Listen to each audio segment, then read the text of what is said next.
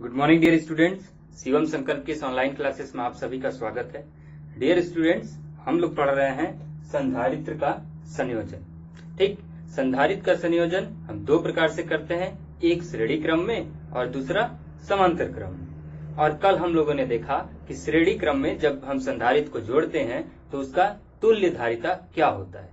और उसमें एक चीज हम लोगों ने नोटिस किया था, क्या क्या, कि अगर श्रेणी क्रम में कोई बहुत सारे अगर संधारित्र जुड़े हुए हैं तो जो भी आवेश होगा उनमें दिया गया आवेश सबके लिए समान होता है, बराबर होता है। और अलग क्या होता है, अलग क्या होता है, सबके लिए अलग अलग क्या होगा, विभव होता है, विभवांतर होता है, यानी V। ठीक, और हमने अलग अलग सबके लिए धारिता कैलकुलेट किया था और वो जो धारिता था वो तुल्य धारिता के बराबर होता है।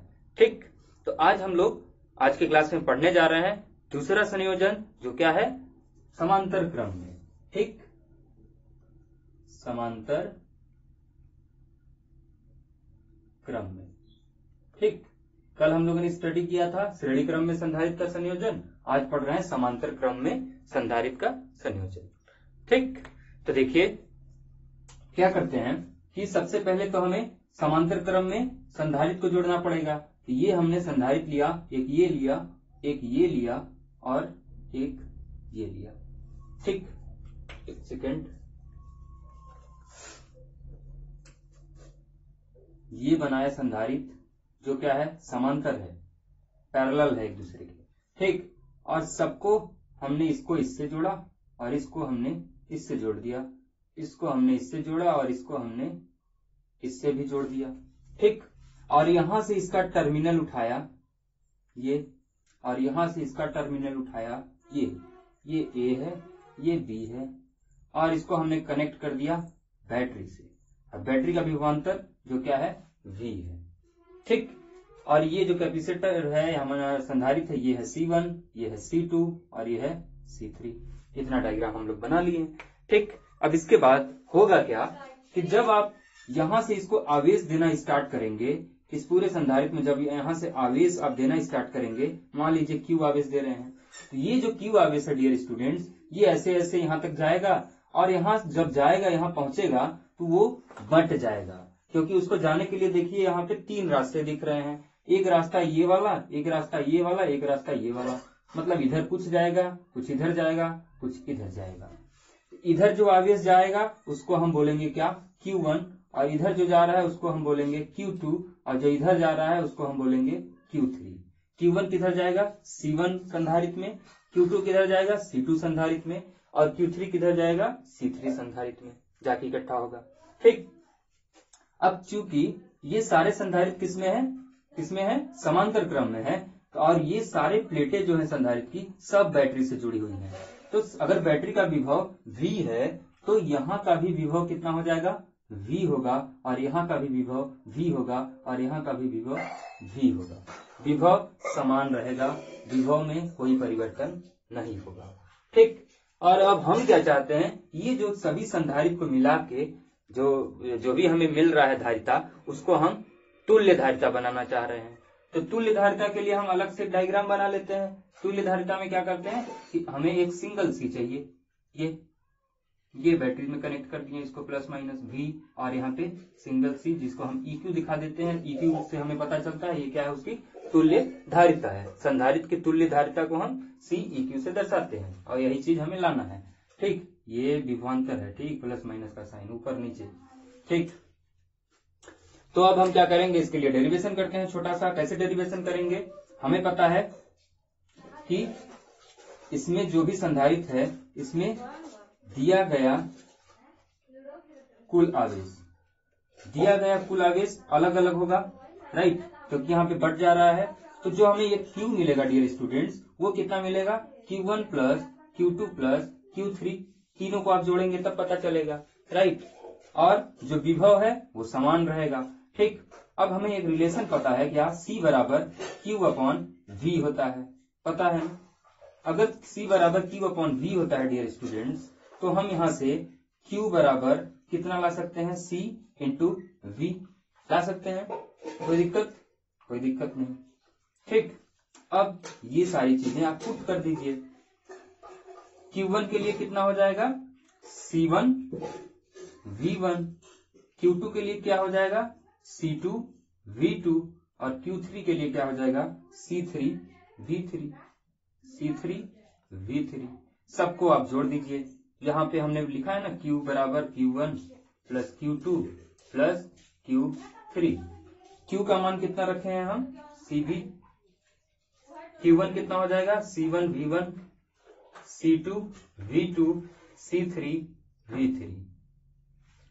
तो यहाँ पे V1 V2 आप ऐसा मत लिखिए, ज्यादा बेटर होगा कि अगर V सब में समान है तो यहाँ पे 1 2 लिखने की जरूरत ही नहीं है। इसको आप सीधे सीधे V दिखा सकते हैं, सीधे सीधे आप क्या दिखा सकते हैं V दिखा सकते हैं, कोई लिखने की जरूरत नहीं है 1 2 इसके लिए, ठीक, क्योंकि विभव सब में समान है, राइट।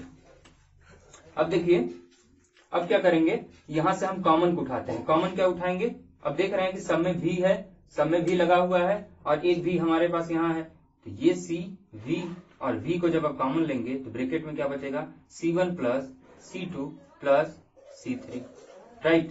तो V ये हो जाएगा कैंसिल, तो हमारे पास C बराबर हो जाएगा C1 plus C2 plus C3। दिख रहा है कि नहीं दिख रहा है, बहुत सही। तो C बराबर C1 plus C2 plus C3। ये C क्या है हमारा EQ है, मतलब इक्विवेलेंट कैपेसिटेंस है पूरा। जब समांतर क्रम में बहुत सारे संधारित होंगे तो ये CEQ उसका तुल्य धारिता कितना हो जाएगा C1 plus C2 plus C3। जब हम श्रेणी क्रम में देखे थे तो ये ऐसे नहीं आया था, वहां पे कैसे आया था युत क्रम में आया था। 1/C बराबर 1/C1 plus 1/C2 plus 1/C3 ऐसा था। यहाँ पे 1/ नहीं है, यहाँ पे सीधे सीधे सिंपली हम ऐड कर दिए हैं और कुछ नहीं किए हैं, ठीक। ये रिलेशन है किसका समांतर क्रम में, ये आप याद करेंगे। और अब मैं इसको मिटा रहा हूं, मेरे पास जगह नहीं है। अब नीचे क्या लिखेंगे आप, जैसे आप जब श्रेणी क्रम में पढ़े थे, तो श्रेणी क्रम में जब आप पढ़े थे डियर स्टूडेंट्स, तो वहां पे आप लिखे थे ना कि अतः, ऐसा करके कुछ लिखे थे, तो आप यहां भी लिख लेंगे कि अतः नीचे अतः समांतर क्रम में जुड़े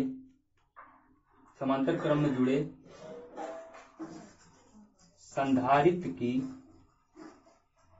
तुल्य धारिता, समांतर क्रम में जुड़े तुल्य धारिता उनकी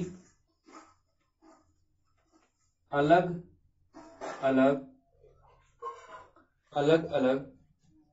उनके अलग अलग धारिताओं के योग के बराबर होता है, ठीक। वहां पे क्या था, अलग अलग धारिताओं के व्युत्क्रम योग के बराबर होता था, व्युत्क्रम 1/, ठीक। यहाँ पे सीधे सीधे सिंपली है, तो जो भी तुल्य धारिता होगा वो अलग अलग धारिताओं के योग के बराबर है। C बराबर C1 plus C2 plus C3, right. अब नोट करके क्या लिखेंगे, जैसे हम उसमें देखे थे कि जब भी हम किसी संधारित्र को श्रेणी क्रम में जोड़ते हैं तो उसकी जो तुल्य धारिता होती है वो घटती है। और यहाँ पे क्या होगा, जब आप किसी चीज को जोड़ेंगे 2 + 3 + 1, तो ये क्या होगा, ये बढ़ेगा ना, घटेगा क्या, नहीं घटेगा, 6 आ जाएगा, तो ये बढ़ जा रहा है। तो यहाँ पे आप नोट करके क्या लिखेंगे कि समांतर क्रम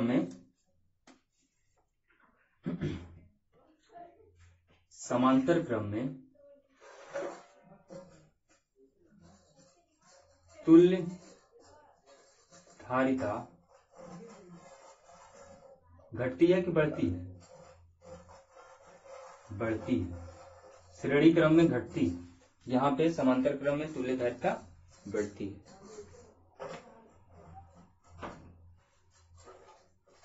ठीक। समझ में आया यहाँ तक, कोई दिक्कत? तो ये था समांतर क्रम। श्रेणी क्रम हम लोगों ने 2 टाइप का संयोजन पढ़ा, श्रेणी क्रम में और समांतर क्रम में। अब आपके दिमाग में क्या ऐसा ख्याल आ रहा है कि सर 2 टाइप के हम क्रम क्यों पढ़ रहे हैं, क्या एक क्रम से नहीं हो सकता था क्या काम, अलग अलग पढ़ने की जरूरत ही क्या थी? तो डियर स्टूडेंट्स, हमारा पढ़ने का उद्देश्य 2 क्रम में इसलिए था क्योंकि हम ये देख पा रहे थे कि श्रेणी क्रम में विभव अलग अलग था, आवेश समान था। तो जब कभी हमें आवेश समान चाहिए, एक जैसा आवेश चाहिए, तो हम उसके लिए श्रेणी क्रम में संधारित्र को जोड़ते हैं। और जब कभी आपको विभव ज्यादा चाहिए, मान लीजिए विभव आपको ज्यादा चाहिए, तो उसके लिए भी क्या करना पड़ेगा, आपको श्रेणी क्रम में जोड़ना पड़ेगा। अरे विभव यदि आपको ज्यादा चाहिए तो श्रेणी क्रम में ही जोड़ना पड़ेगा, ठीक है। लेकिन अगर आपको आवेश ज्यादा चाहिए तो आपको किस में जोड़ना पड़ेगा, उसको फिर उसको आपको समांतर क्रम में जोड़ना पड़ेगा। ठीक, कंफ्यूजन हो गया क्या? फिर से सुन लीजिए। जब कभी आपको विभव की मात्रा ज्यादा चाहिए तब आप संधारित्र को श्रेणी क्रम में जोड़ते हैं, ठीक। और जब कभी आपको आवेश की मात्रा ज्यादा चाहिए तो आप उसको, तो ये कितना हो जाएगा, ये हो जाएगा डियर स्टूडेंट C/N है, उसको आप देख लीजिएगा। यहाँ पे हमारा कंप्लीट हुआ। अब हम जो भी पढ़ेंगे इससे संबंधित, इसी टॉपिक के संबंधित एक्स्ट्रा चीजें पढ़ेंगे, ठीक। एक्स्ट्रा चीजों में क्या, जैसे अगर मान लीजिए N संधारित्र श्रेणी क्रम में हो, ठीक। यदि N संधारित्र, मतलब हमें संधारित्र की संख्या नहीं पता है और वो किस में जुड़े हैं, श्रेणी क्रम में जुड़े हैं, राइट, ठीक। कब, जब N संधारित्र, बहुत सारे संधारित्र, हमें नहीं पता है कितना, श्रेणी क्रम में होंगे तो C/N आता है क्या, उसका तुल्य धारिता, ठीक ठीक। अब दूसरी चीज, ये पहली चीज हो गया। दूसरी चीज क्या, अगर मान लीजिए N संधारित्र किसमें हो, समांतर क्रम में हो। अगर N संधारित्र समांतर क्रम में हो तो उनका तुल्य धारिता कितना होगा, तो उनका तुल्य धारिता NC हो जाएगा, N × C। ये दो रिलेशन आप याद कीजिएगा। जब नंबर ऑफ टाइम्स संधारित्र जुड़े हों आपस में, तब के लिए हम ये रिलेशन याद करते हैं, ठीक, राइट। तो आगे बढ़ते हैं, इसको भी नोट कर लीजिएगा। अब आगे बढ़ते हैं, कुछ और जरूरी बातें देख लेते हैं जो हमें इस टॉपिक से रिलेटेड जाननी चाहिए।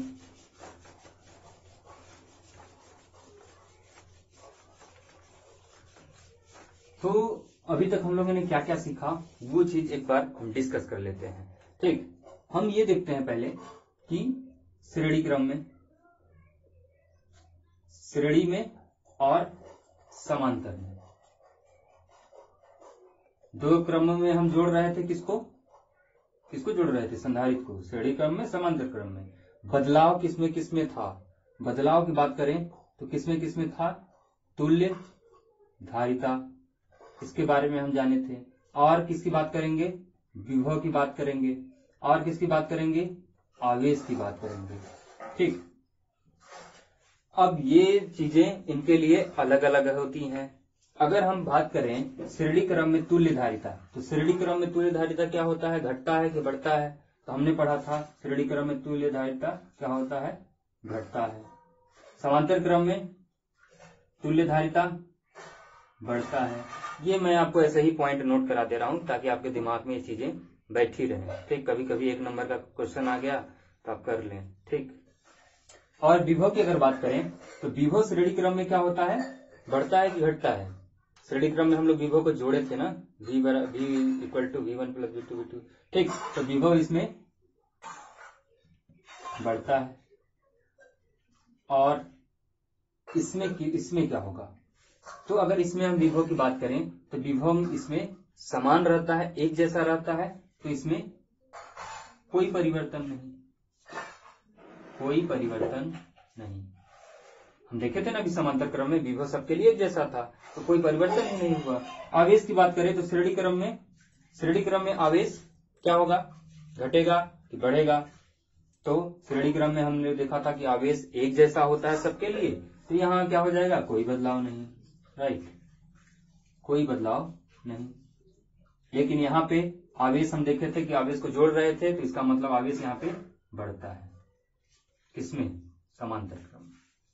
तुल्य धारिता श्रेणी क्रम में घटता है, समांतर में बढ़ता है। विभव श्रेणी क्रम में बढ़ता है, समांतर में कोई परिवर्तन नहीं। आवेश की बात करें तो श्रेणी क्रम में कोई बदलाव नहीं, लेकिन समांतर क्रम में बढ़ता है, ठीक। ये जरूरी बातें थी जो आपको दिमाग में आनी चाहिए, ठीक। तो अब हम डिस्कस करते हैं जो आज हम लोग टॉपिक पढ़े थे। क्या टॉपिक पढ़े थे? समांतर क्रम में संयोजन संधारित्र का, उसका हम कर लेते हैं न्यूमेरिकल। जैसे हम लोग एक दो न्यूमेरिकल आसान वाले देखे थे ना, कल क्लास में देखे थे ना, और कुछ बच्चों ने तो जो मैं क्वेश्चन दिया था उसका सॉल्यूशन भी दिया। हमें काफी खुशी हुई कि आप लोग चलिए कम से कम स्टडी कर रहे हैं मन से। और तो आज देखते हैं हम इसका समांतर क्रम के लिए। ठीक, ये पैरेलल कैपेसिटर है और ये आपस में ऐसे जुड़े हुए हैं, ये और ये क्या है? टर्मिनल है ए बी, टर्मिनल यानी जो बैटरी से जाके जुड़ेगा। ठीक, यहाँ पे है मान लीजिए 4 माइक्रोफेरड, यहाँ पे है 2 माइक्रोफेरड और यहाँ पे मान लीजिए है 1 माइक्रोफेरड।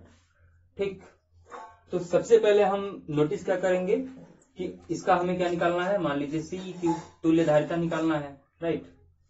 तो सबसे पहले हम देखते हैं कि इसमें ये जो भी संधारित्र है ये किस में है, श्रेणी में है कि ये पैरेलल है, मतलब समांतर है। ठीक, तो हम देख पा रहे हैं कि ये तीनों समांतर में है। कैसे पता चला हमें? यहाँ देख रहे हैं कि इसका रास्ता अलग हो जा रहा है, इसका रास्ता अलग हो जा रहा है, इसका रास्ता अलग है, अलग अलग रास्ते हैं, मतलब ये समांतर क्रम में है। तो समांतर क्रम के लिए हमने फार्मूला पढ़ा है Ceq बराबर C1 plus C2 plus C3। अगर यहाँ पे 4 होते तो C4 हो जाता, 5 होते तो C5 तक हम ले आते हैं। तो तीनों को जोड़ दीजिए आप, 4 प्लस 2 प्लस 1, 4 2 6, 6 1 7। यूनिट क्या है, इकाई क्या है? माइक्रोफेरड। तो हम लिख देंगे आगे माइक्रोफेरड। राइट, आगे बढ़ते हैं। ठीक, एक दूसरा डायग्राम देखिए, ये और ये। ठीक, यहां टर्मिनल है बी ए, यहां पे मान लीजिए हमें दिया है 3 माइक्रोफेरड, यहां पे दिया है 5 माइक्रोफेरड और यहां पे हमें दिया है मान लीजिए 6 माइक्रोफेरड। राइट, अब देखिए, अब इसमें आपको निकालना क्या है? Ceq मतलब तुल्य धारिता इस पूरे संयोजन के लिए। राइट, अब इसमें आप देखिए क्या नोटिस करेंगे आप? नोटिस आपको ये करना है कि क्या ये तीनों श्रेणी क्रम में है। तो हम ये देख पा रहे हैं कि यहां से अगर जो आवेश आप देना स्टार्ट करेंगे, यहां से चलना स्टार्ट किया तो ये दोनों एक ही रास्ते में आ रहे हैं, लेकिन ये दोनों यहां से यहां देखिए, ये दोनों एक ही रास्ते में है। ए से चलना किए, शुरू किए, यहाँ बी तक आएंगे तो एक ही रास्ते में पड़ेंगे। अगर ये एक ही रास्ते में है मतलब श्रेणी क्रम में है, लेकिन इसका रास्ता तो अलग हो जा रहा है। इसका रास्ता देखिए बदल जा रहा है, इसका रास्ता बदल जा रहा है। इसका मतलब ये क्या होगा? ये समांतर क्रम में होगा। अब बात ये है कि समांतर क्रम में होगा तो इसके समांतर होगा कि इसके समांतर होगा? तो डियर स्टूडेंट्स, ना तो ये इसके समांतर होगा ना तो ये इसके समांतर होगा, ये समांतर होगा दोनों के। ठीक, तो सबसे पहले हमें ये निकालना पड़ेगा। यहाँ पे दो चीजें हैं और कल हम लोग एक डायरेक्ट फार्मूला देखे थे, इसका देखे थे कि नहीं देखे थे कि श्रेणी क्रम में दो संधारित्र हैं तो उनका क्या होता है। तो हम लोग देखे थे कि C1 प्लस C2। तो यहां से आप इन दोनों का पहले निकालेंगे और तो कितना आ जाएगा? 5 3 15, 5 3 8 माइक्रोफेरड। अब इसको दोबारा आप सर्किट बनाएंगे, एक नया सर्किट, तब ये जाके बनेगा ऐसा ऐसा ऐसा ऐसा ऐसा, ये ए बी। इसका वैल्यू आप निकाल लिए, इन दोनों का तुल्य धारिता आप निकालें, कितना तुल्य धारिता इन दोनों का कितना हुआ? 15/8 माइक्रोफेरड। इसका दिया हुआ है कितना? 6 माइक्रोफेरड। अब इसका जो Ceq निकलेगा डियर स्टूडेंट्स, अब क्या निकलेगा? ये फाइनल Ceq कैसे निकलेगा? ये समांतर बना तो 15/8 प्लस 6। जब ये 15/8 प्लस 6 करेंगे तब जाके इसका आंसर आएगा। तो ये 15 प्लस 8 6 48/8, तो ये कितना हो जाएगा? 8 5 13, 1 4 1 5 1 6, 63/8 माइक्रोफेरड। ये हमारा फाइनल आंसर। ठीक, तो ये जो क्रम है, ये जो क्रम हम देख पा रहे हैं कि जहां पे यहाँ पे हम श्रेणी क्रम भी यूज कर रहे हैं और समांतर क्रम भी यूज कर रहे हैं। तो इस ऐसे संयोजन को बोला जाता है मिश्रित संयोजन। ठीक, मिश्रित संयोजन यानी कंबाइंड कॉम्बिनेशन। ठीक, कंबाइंड, इसमें कंबाइन कर रहे हैं दोनों टाइप के संधारित्र को। ठीक, तो जो आपके एग्जाम में सवाल आते हैं वो सिंपल वाले नहीं आएंगे। वो जैसे हम ये सिंपल देख रहे हैं ना, यहाँ पे तीनों को जोड़ दिया और आंसर आ गया। श्रेणी क्रम में भी देखे थे सिंपल क्वेश्चन, ऐसे क्वेश्चन नहीं आते हैं एग्जाम में। एग्जाम में जो क्वेश्चन आता है वो मिश्रित श्रेणी का आएगा। मिश्रित श्रेणी यानी जिसमें समांतर क्रम भी दिया रहेगा और श्रेणी क्रम भी दिया रहेगा। तो आपको स्टेप बाय स्टेप उसे सॉल्व करना पड़ता है। ठीक, तो आप इसके लिए रेडी रहिएगा, सिंपल वालों के लिए नहीं। सिंपल वाले सवाल बन के हीरो नहीं बनना है। ठीक, अगर आप मिश्रित वाले सवाल की प्रैक्टिस जितना कर लेंगे वो आपके लिए ज्यादा बेनिफिशियल होगा, क्योंकि एग्जाम में वही आपकी मदद करेगा, सिंपल वाले नहीं। सिंपल वाले तो बस हम समझते हैं उसको कि आखिर सॉल्व कैसे किया जाता है। और यदि डेरिवेशन आ गया तो डेरिवेशन तो आप आसानी से कर ले जाएंगे। हो सकता है कि डेरिवेशन दे दे न्यूमेरिकल की जगह पे, बोल देगा कि श्रेणी क्रम में और समायोजन क्रम में संधारित्र को जोड़ा जाता है, तो उसके लिए आप उसकी तुल्यधारिता ज्ञात कीजिए। तो आप सिंपल सा जो भी डेरिवेशन आपको बताया गया है, निगमन आपको कराया गया ना अभी, उसको कर देंगे। ठीक, लेकिन न्यूमेरिकल आएगा तो न्यूमेरिकल के लिए आपको स्टेप बाय स्टेप करना पड़ता है। ठीक, अब मैं कुछ सवाल दे रहा हूं, आप उसको प्रैक्टिस कीजिएगा घर पे।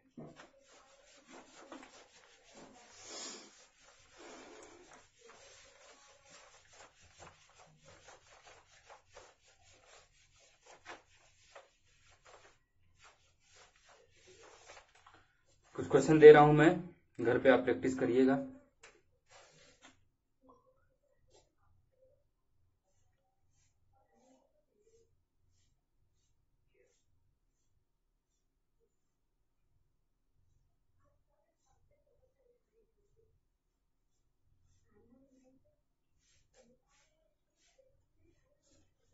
इसका निकालना है आपको CEQ, तुल्यधारिता।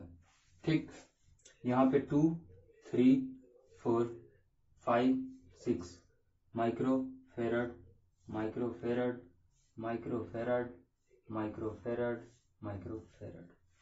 ठीक, सॉल्व करने का क्या तरीका रहेगा, आप देखेंगे कि कौन श्रेणी क्रम में है, रास्ते बढ़ रहे हैं उसके कि नहीं बढ़ रहे हैं। हम देख पा रहे हैं कि ए और बी के ये दोनों ऊपर ही हैं, एक ही रास्ते में है, तो मतलब ये श्रेणी क्रम में है। पहले इसको सॉल्व करेंगे। ठीक, फिर अगर आप इस रास्ते में चलेंगे तो ये दोनों देख रहे हैं कि एक ही रास्ते में है, तो पहले इसको सॉल्व करेंगे। ये भी श्रेणी क्रम में, ये भी श्रेणी क्रम में, अलग अलग सॉल्व करेंगे।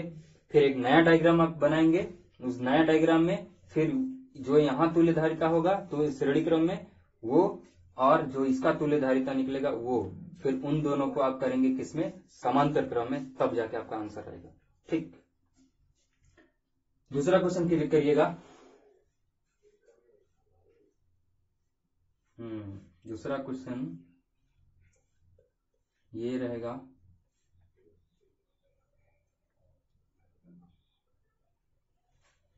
ऐसा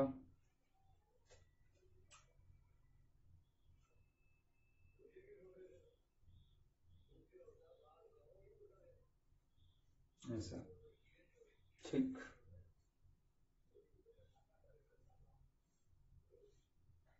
ठीक, ऐसा A B, इसके लिए आपको CEQ यानी तुल्यधारिता ज्ञात करना है।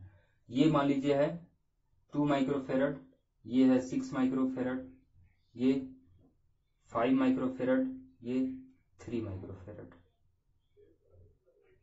अगर इन दोनों क्वेश्चन को आप सॉल्व कर लेंगे तब जाके मुझे लगेगा कि आपको वाकई में ऐसे सवाल सॉल्व करने के लिए आ गया। ठीक, वैसे मैं कोशिश करूंगा कि बहुत से ज्यादा, बहुत और सबको सवाल कठिन से कठिन आपको सॉल्व करने के लिए सिखाऊंगा। आप उसके लिए परेशान मत होइएगा, वो मेरी जिम्मेदारी है। ठीक, तो आप इसी के साथ पढ़ते रहिए, खूब मन लगा के मेहनत कीजिए। ठीक, क्लास को यहीं पे समाप्त करते हैं। धन्यवाद।